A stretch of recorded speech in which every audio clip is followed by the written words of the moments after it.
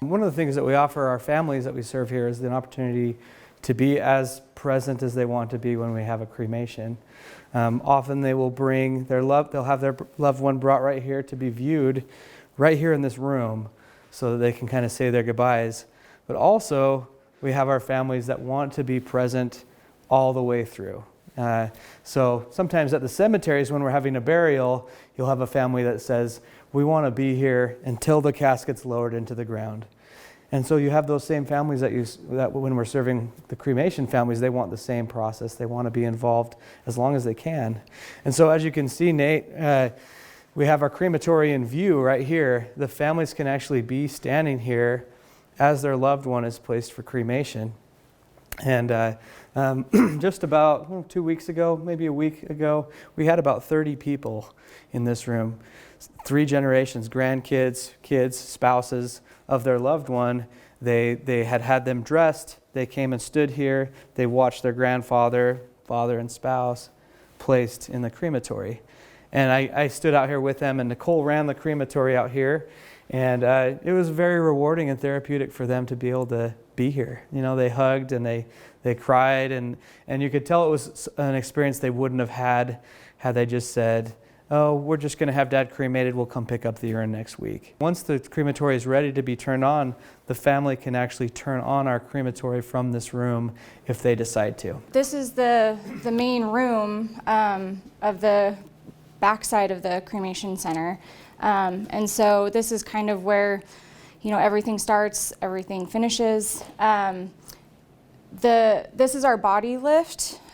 This is obviously, the machine is called a retort, and obviously we can't physically put the bodies in ourselves, and so this actually helps us once we place the deceased in what's called a cremation container.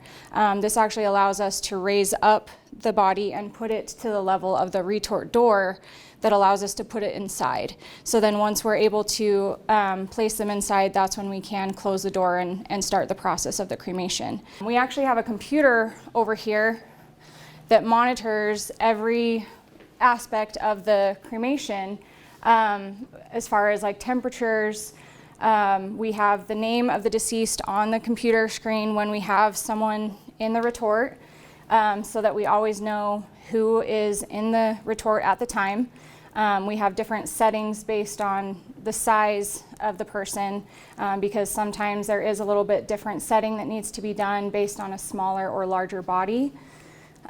We do also use this as a preheat, because sometimes we can actually turn it on first before we place the body inside, and it has to reach a temperature of 1500 degrees before we're able to actually load the deceased inside. And so once we're able to get to that temperature can vary once the cremation started from 1500 degrees even up to 2000 degrees during the process of the cremation.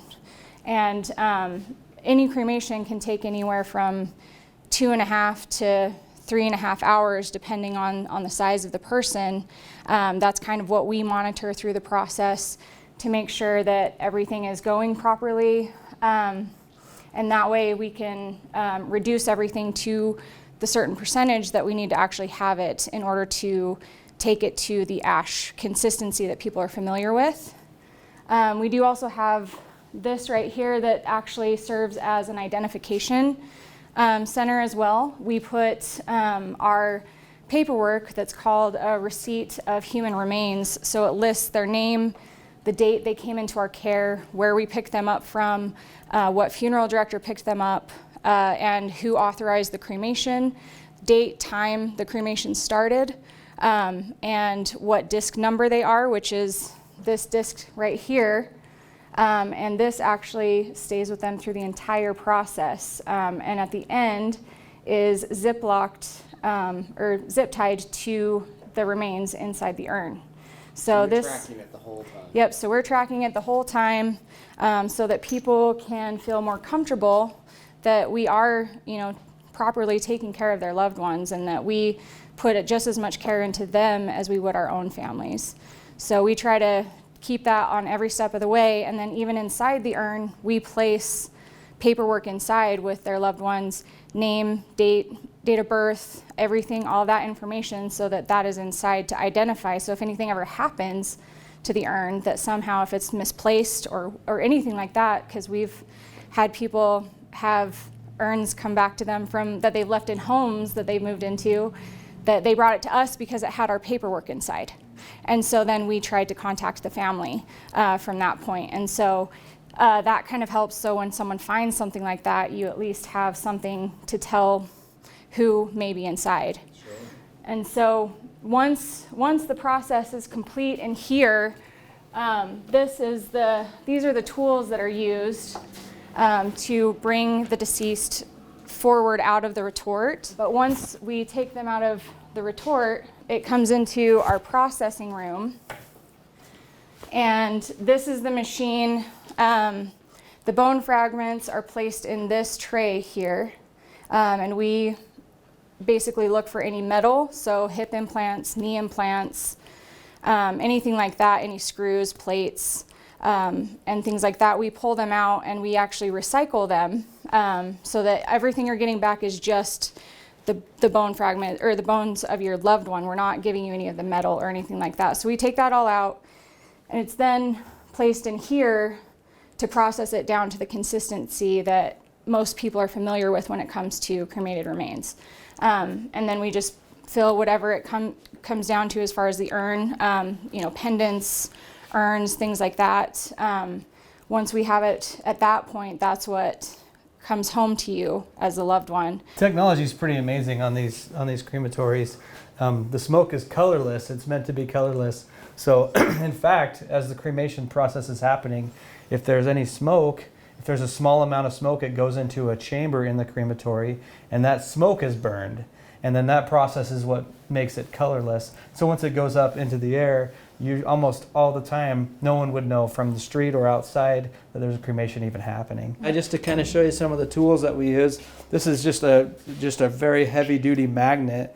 And so once we have placed all the ashes and the bone fragments in this tray, we actually pass through them with this magnet.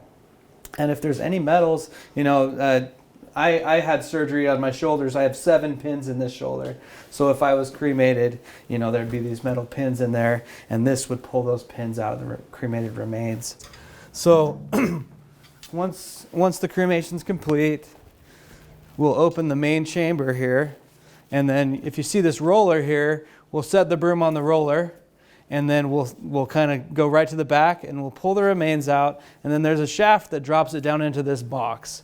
So we'll sweep everything out into that box. It all fits, no problem. I mean, less than half of that box is full, but it funnels down into there. So we usually start with the bigger broom there, and then we use that flatter, kind of looks like a garden hoe, but it kind of pulls everything that we can get off of the floor into that box. Another item in this room here is our refrigeration, and we have to keep it at a temperature where the body won't break down at all. So right now it shows it at 36 degrees. Both this building and our downtown building have a shelving system in our refrigeration, so we can store up to close to 30 bodies in this building and our downtown building, and about 10 in our Ammon funeral home. And so altogether, I mean, we could really have about 70 human remains at one time. So if we ever had like a mass casualty incident, a plane crash or something like that, we're equipped to be able to take care of those. So this building is really equipped so that if we just had one employee here, I mean, they could really be doing everything. We have a lift that can lift somebody, and once we've brought them in off a gurney, we can lift them into a cremation container, or we can lift them up onto our prep table. And the prep table is where we will bathe them, we'll dress them, we'll clean them up if the family wants to spend time with them. But this is kind of the idea of this room. We don't do embalming at this building. Our embalming procedures are all done at the funeral homes. So this room is mainly for dressing and cleaning and just preparing for a family to view.